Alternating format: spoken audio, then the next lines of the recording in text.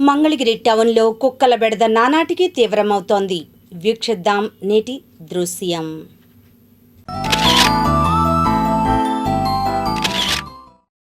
మన గ్రామాల్లో, పట్టణాల్లో వీధి కుక్కల సంఖ్య రోజురోజుకు పెరుగుతోంది. వీధి కుక్కలు జంతువులే అయినప్పటికీ సరైన సంరక్షణ, నియంత్రణ లేకపోవడం వల్ల అవి ప్రజా ఆరోగ్యానికి, ప్రాణ భద్రతకు తీవ్ర ముప్పుగా పరిణమిస్తున్నాయి. ఇటీవల కాలంలో కుక్కల దాడికి గురై చిన్నపిల్లలు, వృద్ధులు గాయపడడం, ప్రాణాలు కోల్పోవడం వంటి సంఘటనలు కలవరపెడుతున్నాయి. వీధి కుక్కల వల్ల కలిగే హానులు. రేబిస్ వ్యాధి ప్రమాదం. వీధి కుక్కల వల్ల వచ్చే అతి పెద్ద హాని రేబిస్ వ్యాధి. పిచ్చి కుక్క కరిస్తే సరైన సమయానికి టీకా తీసుకోకపోతే ప్రాణాలు పోయే ప్రమాదం ఉంది. చిన్నపిల్లలు, వృద్ధులపై దాడులు. ఒంటరిగా వెళ్లే చిన్నపిల్లలు, శారీరకంగా బలహీనంగా ఉండే వృద్ధులు ఈ కుక్కల ప్రధాన లక్ష్యంగా మారుతున్నారు. రాత్రివేళ భయాందోళనలు మరియు ప్రమాదాలు.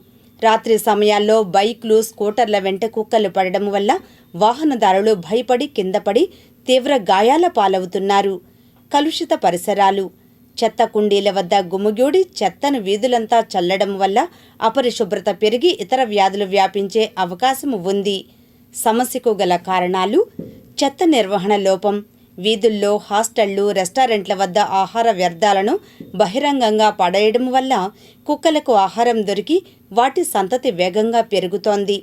జనన నియంత్రణ చర్యల మందగమనం. మున్సిపాలిటీలు మరియు పంచాయతీలు శస్త్రచికిత్సలు సరిగ్గా నిర్వహించకపోవడం. పరిష్కార మార్గాలు.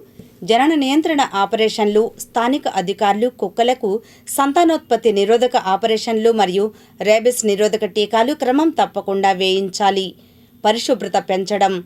వీధుల్లో వ్యర్థాలు, ఆహార పదార్థాలు పడేయకుండా తగిన జాగ్రత్తలు తీసుకోవాలి. ఆశ్రయ కేంద్రాల ఏర్పాటు. దాడులు చేసే పిచ్చి పట్టిన కుక్కలను గుర్తించి వాటికి ప్రత్యేక ఆశ్రయ కేంద్రాలు ఏర్పాటు చేయాలి. ప్రజా అవగాహన. కుక్కలు కనిపిస్తే భయంతో పరిగెత్తడం లేదా వాటిపై రాళ్లు రువ్వడం వంటివి చేయకుండా ప్రజలు ఎలా ప్రవర్తించాలో అవగాహన కల్పించాలి.